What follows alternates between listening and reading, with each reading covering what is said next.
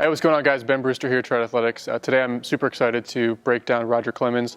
He was one of my absolute favorite pitchers to watch growing up. Definitely one of the greatest pitchers of all time, despite some of the controversy around him. So I'm going to go through his different mechanics, how his delivery kind of evolved and changed over the course of his career, starting from his mechanics at University of Texas, all the way to his mechanics even at the end of his career and then post-career, where he still continued to pitch competitively.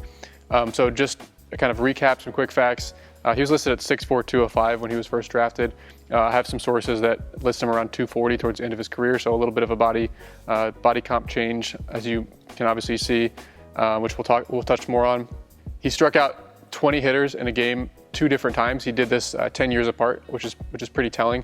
1986 and 1996. He's also a 7-time Cy Young Award winner. He has the oldest Cy Young Award at age 42. Pretty impressive. He's also third all-time in strikeouts with 4,672, behind only Nolan Ryan and Randy Johnson. He played 24 seasons, which is alone pretty incredible, but across the 24 seasons, he was relatively durable. He did play through some nagging injuries, but he always found a way to get those innings in each year. So he pitched 204 innings on average across those 24 seasons, and 29 starts on average across those seasons. In 22 out of 24 of those seasons, he had over 100 innings pitched, and in many of those seasons, he had over 200 innings pitched, of course, to get to these averages. One of the more impressive things that I saw was him at age 57 throwing in the University of Texas alumni game. I'm sure a lot of you have seen that video, but he was low to mid-80s in that game. So again, just pretty impressive. He's one of the best pitchers of all time, and I really just want to take some time to go through what made him unique, and also try to kind of tie together some of the different aspects of some of the nagging injuries he had towards the end of his career, how those might have been manifesting themselves in his mechanics, and then some of just what made him so efficient, allowed him to get up to 98 miles per hour early on in his career. And again, he was still in the low to mid 90s towards the end of his career. So without further ado, let's dive into the breakdown. So before talking too deeply about his mechanics, I just want to touch a little bit on his arsenal. Obviously, he was known as kind of an overpowering fastball pitcher for most of his career, got up into the upper 90s. However, he began to rely a lot more on the splitter towards the second half of his career. Now, obviously, we don't have any advanced pitch metrics or anything like that, or usage or any of those statistics with the era that he pitched in. However, just from looking at the splitter, watching the highlights of his splitter, it's pretty clear this is one of the best splitters of all time, especially when you take into account how he was able to locate the pitch and how he was able to utilize that pitch for maximum benefit. So it's really telling to look at his 2 20 strikeout games and see how he was able to generate those strikeouts. So at the beginning of his career, 1986, for that first 20 strikeout game, 17 of those strikeouts came on fastballs and 3 came on breaking balls. However, in 1996, 10 years later, 11 of those strikeouts came on his splitter and 9 came on his fastball or his two-seam. So just completely reinvented himself in terms of the type of pitcher he was by utilizing that splitter. So let's break that down a little bit further. So going through some of the comps, again, the splitter is not a pitch that is thrown as much today, which we'll talk about why in a second. But 2 of the comps that we feel are pretty accurate for a splitter today would be Shohei Ohtani's splitter and then Nathan Eovaldi's splitter. Now, both these guys throw their splitter averaging around 88 miles an hour. Roger Clemens threw his in that kind of upper 80s to low 90s range. I've seen a lot of it kind of in that 90-91 range for most of the splitters on his highlights. The difference is Eovaldi and Ohtani, they have a little bit more depth to their splitter, not as much arm side run. Roger Clemens had a significant amount of horizontal break as well on his splitter. What's unique about his is that even at the end of his career, when he was only throwing like 92, 93, 94 miles an hour, he was still touching 91 plus with the splitter. However, Ohtani, Eovaldi, these are guys who have consistently gotten over 100 miles an hour just about every single season. So for him to be throwing his splitter as hard as these guys while throwing significantly slower with his fastball, it's just a particularly unusual pitch that he's able to get that much action on it while throwing it so hard relative to his fastball. So just a really outlier kind of unicorn pitch that he began to rely on. I touched on this briefly, but the splitter has kind of come out of popularity over the past couple decades. And one of the main reasons is this concern, this injury concern. And you really can't find any hard evidence for the link between splitter usage and elbow injuries, but it's something that a lot of pitching coaches, a lot of professional players kind of have these anecdotes of guys who threw the splitter a bunch and had kind of lingering constant elbow problems. Now, Roger Clemens, he largely got through his career unscathed with elbow problems until his very final season. So he was a guy who maybe wasn't so affected by the splitter. But for every story like Roger, you definitely can find counter examples of guys who had constant elbow surgeries, constant arm injuries as a result, potentially of throwing the splitter. So what might be the mechanism there? The proposed mechanism, which again hasn't been studied that I'm aware of, is you do have some finger flexors that attach down in your medial elbow. And so there is a link between what your fingers are doing and if these fingers are on stretch and potentially the stability and the activation of those muscles at your medial elbow. So there's two muscles in particular, flexor digitorum superficialis and profundus. Both of those potentially, and this again would need to be studied, but when you put those tendons on additional stretch, which would be the case if you're really splitting those fingers, there definitely would be additional stretch being put all the way down at the medial elbow. So again, that's kind of the theory. I don't really know if that holds weight, and again, it would have to be studied, but it's interesting that he was a guy that was able to hold up for most of his career without any elbow issues, despite throwing the splitter a large percentage of the time. Then I also want to recap some of his injury history real quick, just before we get into the breakdown, because I am going to tie some links between some of the mechanical changes you see and this injury history. So he's a guy who had rotator cuff surgery in 1985 with Dr. Andrews. He largely went through the rest of his career without any shoulder issues after that surgery, which is pretty impressive considering how new that surgery was back then, especially for pitchers. Later in his career, he started having a lot of issues with his lower body. So he injured that right groin, his back leg groin, in 1992 initially. He said he felt something pop in a bullpen. He felt like he could no longer push off when he had that initial injury. He also strained it in 2002, 2005, 2006, and 2007. So that right groin, again, we're going to come back to that. That right groin was a constant kind of on and off issue for him for kind of the entire second half of his career. Damn you, Roger.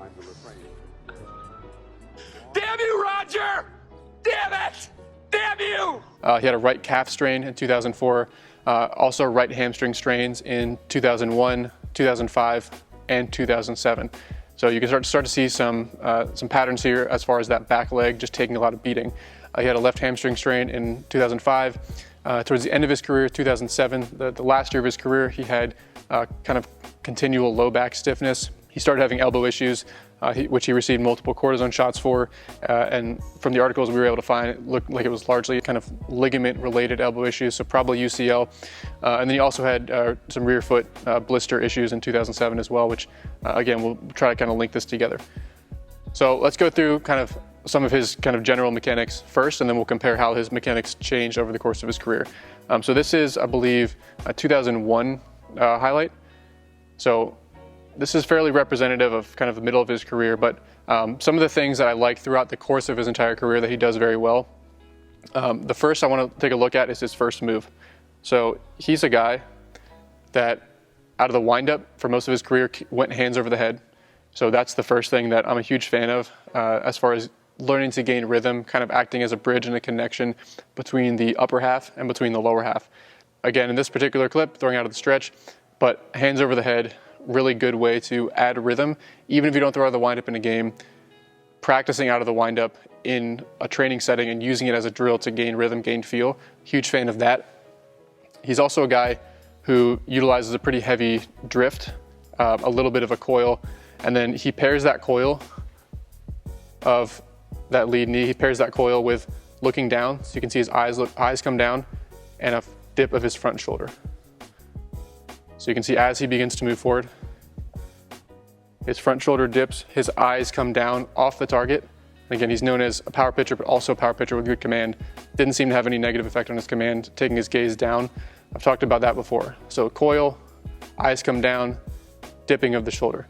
So I refer to this move that comes afterwards as kind of this seesaw effect. It's this idea of like, as your weight gets shifted in one direction, then as you begin to move forward, your weight has to shift back equal and opposite in the other direction. So his forward move gets his momentum going forward. That's the drift, that's the coil. And then from there, watch how his upper half shifts back. So he goes from upper half leading the way, now his upper half shifts back. Now his head is back, his head is stacked over the back hip, and now he's starting to load into the backside. From here, he has a really exceptional linear move. It kind of reminds me of almost like a Garrett Cole type linear move, where he really rides that closed pelvis forward towards the target very well. So this move right here, his upper half is back, his back foot is stable right here. Now this is the position we'll talk about in a second. This is the position where you are putting a stretch and strain and stress through that rear adductor complex, through that rear groin. But he does an exceptional job, and for most of his career he did, of riding that linear move forward down the mound. This is something that gives direction to your throw, and it also helps from a command, not only velocity standpoint, but a command standpoint as well, giving yourself that linear direction to the throw, so that as you do unload that from that linear move into rotation, it just gives direction. You start learning to not miss side to side. And a lot of those misses are more kind of up to down because you've given yourself this linear move. Other thing I want to kind of highlight here is he does a really exceptional job of rotating down into landing. So a lot of athletes will struggle with this, especially if they throw too many flat grounds, because flat grounds kind of give you this, back to front kind of lower half. But when you suddenly get on the mound, now you have to utilize the slope. You have a slope to work with. And so the pitchers that utilize the slope the best, what I typically see is Paul Nyman referred to this as a step over move. It was almost like there was a kind of a box. There's a box sitting here on the mound. He doesn't come crashing into landing. He's actually stepping up and over that box, and then watch him land from above. From here, he's 4, 5, 6 inches above the ground. And he comes down, he lands from above. When pitchers do that, you get a significantly more effective lead leg block. When you're able to do this, when you try it both ways, what you find is that it's much easier to transmit this force into rotation up the chain, whereas you just kind of crash, like a car crash analogy, crash into your lead leg without that rotating down into landing piece. So because he's able to do this, he's able to get from fairly uphill kind of shoulder tilt just before landing to right at landing. He's able to get the shoulders level, arm up and on time, and now deliver the trunk, deliver the arm downhill. You'll notice here too, as he begins to deliver the arm, his elbow's in plane with the trunk. His elbow stays in plane all through rotation and delivers the arm in close to full extension at ball release. As he releases, again, quiet head, eyes stay on the target, and he's directing the intensity through the tip of the whip, through the arm. There's not a ton of head movement, there's not a ton of neck yanking, the chest doesn't yank way off towards first base. He's directing all that linear move and rotation down into landing, up the torso, out through the tip of the whip, out through the arm, and then everything else stays quiet at that point. So kind of big picture, that's what I kind of see and really like about Roger Clemens' mechanics. But now I kind of want to break down some of the changes. Kind of the first one that I want to talk about, and I'll just play this through a couple times so you guys can see it. The first one that just about everybody who I polled on Twitter commented was how much shorter his arm action got over the course of his career. So we look at Texas here on the left. You can see a significantly longer path than even kind of the first few years of his pro career, and then significantly shorter, a little bit of a stab in 2007 there all the way on the right. So what exactly is going on? Well, obviously you see the hands over the head kind of here towards the end of his career. He switched to not doing that. I think what ended up happening after he got drafted is someone came and said, hey, we need to stop breaking our hands so far away from our body. He was bringing the knee in between both arms, and so he was breaking his hands really far away from his body. His torso's here, breaking his hands over here. And pretty quickly, someone got his hands inside the knee instead of outside that knee as he lifted his leg. So yes, his arm action did shorten up a little bit from college to when he was with the Red Sox initially. I don't think this was as conscious as much as just saying, hey, let's break the hands closer to the body. And the natural, because of that, the arm swing just happened to be a little bit shorter as a result. But you can see they still get into very similar positions. So we look at what's going on from a trunk posture standpoint. Very similar from college to Boston. We look what's going on from a scap retraction standpoint. Very similar. But now we look over at 2007. What position is he able to get in 2007? Where's his trunk? Significantly forward. Where's his arm? He's not able to get the same scap retraction that you see in either of those first two clips. So what's going on here? What could we possibly kind of use to explain this shortened arm path? Well, there's a couple options. Granted, I have not talked to anyone close to this situation. I haven't talked to Roger. I don't exactly know. So a lot of this is speculation and kind of just showing the thought process of how we address pitchers when looking at their video. Obviously, with our athletes, we have significantly more information to go off of. We have pitch metrics. We have video that we can gather. We have their lifting data. We have mobility screens that we can take them through. So we have a lot more information to figure out what's going on. But that being said, what could be going on? I think one of the things that could account for the shortened arm path is that as he began to throw the splitter more, he was kind of presetting and trying to get on top of that pitch a little bit earlier. So you can kind of see as he would break his hands, he would kind of get a little bit of a stab and kind of getting that position with his fingers on top of the ball early. So I almost wonder if this was a natural adaptation to him throwing the splitter more, and he found that he was able to consistently get those fingers on top of the ball and get to a more consistent release point to create that action on the splitter. And if that simply was a result of, hey, here he was just trying to blow fastballs by guys. Here he was trying to create maximum action on this splitter. So that's one possibility. I have seen guys that throw a ton of changeups start to pronate early on their fastball. Guys that throw a ton of splitters, sometimes their arm starts to climb to try to get to that position and it bleeds over into the fastball. Guys that throw a ton of cutters, that starts to bleed over into the fastball. So it's possible it's from that. It's also possible that this could be mobility related. Again, I don't know that for sure, but we have seen other scenarios where athletes that at one point are able to freely and easily allow their arm to spiral way back behind the body, create a huge stretch through their chest, and their arm just works freely behind the body. Think like a Blake Snell, or obviously him earlier in his career. When those guys begin to lose mobility for any number of reasons over time, especially through their chest, their scapulae start to not work nearly as well. And so that could be another reason. He could have begun to develop into his 40s, into his mid 40s, a little bit of restriction, a little bit of tightness through his chest, through the front side of his body. That's certainly a possibility as well. It's also a possibility that he consciously made the change.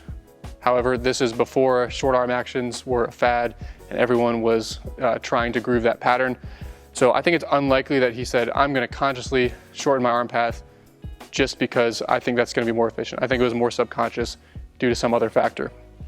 But here's another explanation that kind of links in the injuries, links in the lower half, and could be a factor as to why we saw this start to happen. So let's take a look at his posture. So as he begins to come out of leg lift and drop into his backside and load into his back leg, and again, remember we had a lot of issues with this back leg.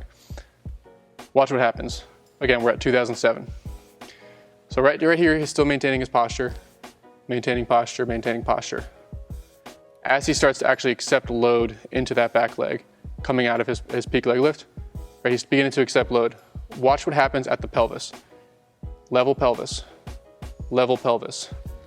Pelvis is already beginning to dump forward. Let's watch what happens from here. Where's the pelvis going? If his pelvis is a bucket, he's beginning to just dump that pelvis, dump that bucket, dump the water out of that bucket. Pelvis is just continuing to dump forward. And so we take him to landing. Where's his pelvis? He has completely lost his back leg. His pelvis has dumped into anterior tilt, and that's taking his torso with it. So now his torso is forward, his pelvis is dumped forward. Where is he early in his career with Boston? He's upright, pelvis is underneath him, torso is on top of a level pelvis, and he's able to actually create some thoracic extension and allow his arm to work back behind his body. So this is an issue that I see with a lot of guys, is when they have trouble creating separation, trouble creating scap retraction, a lot of times it's because they've begun to dump forward into anterior tilt, not be able to actually maintain posture as they move down the mound, and so they're dumping forward. You can't really get the arm to work behind your body from this position. If you get yourself stacked, you're not working against gravity anymore, you're working with gravity. Now you have room for your T-spine to actually extend and your arm to actually work back behind the body.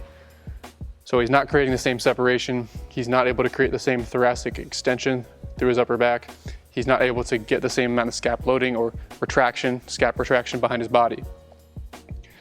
And so these are all happening because of what's going on with the lower half. So I'm speculating a little bit because we don't exactly know the timelines of what was going on, but we know that right groin was a constant issue. He would continually strain it. A lot of times it was later in the season, come October. When he would strain it, a lot of times it was kind of towards the middle or end of the game as he began to get fatigued. So I'm assuming he was already dealing with these issues here. He also had blisters that year in his back foot. So again, either of those issues could allow him to not stay into his backside as well as he would want. And so he just dumped out of the back leg, lost his posture, and then from there his arm is trying to compensate. So we know he had elbow issues as well this year, 2007. So groin issues, hamstring issues, he's had calf issues, he had blister issues this year. He's not able to load well into the backside. Cool. He dumps forward. Okay. We know that the rest of his body is going to pick up the slack somewhere. Elite athletes are elite compensators. He's going to find a way to get to his release point. He's going to find a way to still create that nasty action on the splitter, but his body's going to be paying the price somewhere for that. So what are we going to see? Well, if you go to right here, he's in a posture that you would expect him to be throwing near sidearm. You're expecting him because he's so dumped forward that he's going to be coming out sidearm, but he doesn't. So what happens? Well, his trunk posture is roughly sidearm, but where's his arm? His elbow is way above the plane of his shoulders, cheating his elbow up to get to his release point. Even though his posture is here, he's cheating his arm up. Where is he with Boston? Where is he in college? He's still getting to the same release point, but he's getting there with his trunk.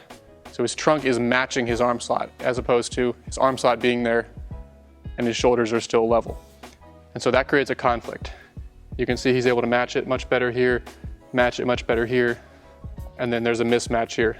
So he's cheating the elbow up. You can obviously see the arm slot is a hair higher in both of these years as well. So he began to have elbow issues. I don't believe he had any shoulder issues that year, but essentially you climb the elbow shoots out in front, and you're basically leaving the elbow hanging, leaving it out to dry because it's no longer matched up and synced up with the plane of torso rotation. So to me, the mechanical changes, that's how the injuries potentially all tie in, is the second you start to have kind of recurring issues in one spot of your body's gonna find a way to work around that, compensate around that. And then now that's how you link foot issues, back hip issues, groin issues with eventual arm issues. And so this isn't just, talking about Roger Clemens mechanics. This is what we see all the time in the pitchers that we work with. It's why we're so into assessing everything from the feet to tibial rotation, to hip rotation, to hip abduction, to tissue quality. There's a lot of things that we need to be able to address and keep clean and keep healthy so that we can ultimately distribute that stress through the body as well as possible. And eventually he stayed healthy for a very long time as far as arm injuries are concerned. Eventually that caught up to him. And I believe that if you kind of put the puzzle pieces together, that could be a good explanation as to what might have been going on. But either way, that's the thought process that we apply when we look at pitchers, is try to figure out the context. Why are they moving this way?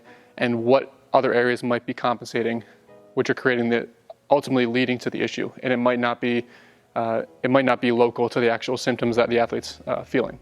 And so just to bring it back to the other point I made early on, I mentioned he also went from 205 to somewhere in that 235, 245 range from the different sources that I've seen.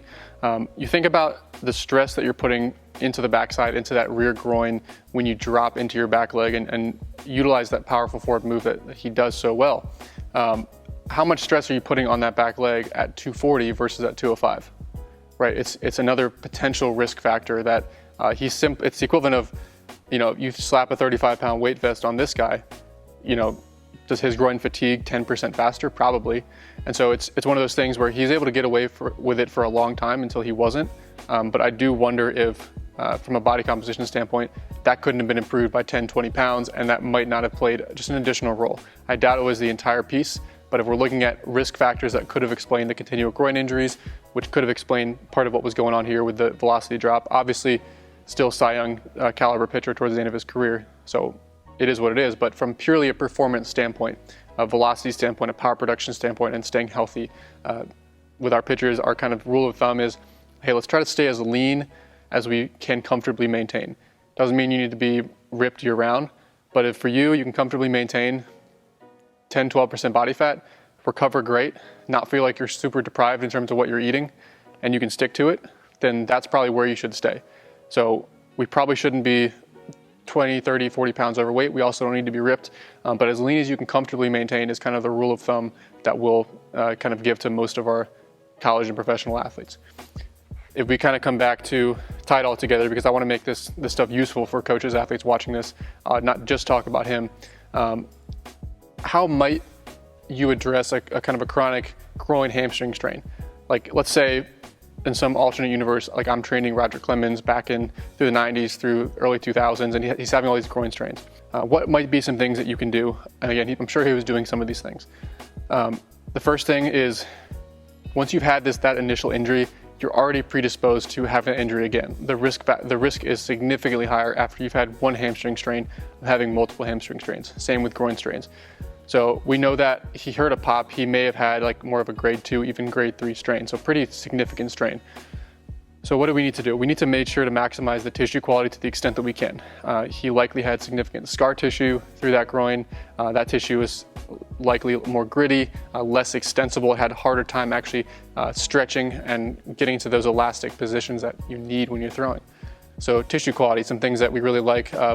Barbell smashes, the hip stick can be a really good tool for guys with really tight, gritty groin tissue quality.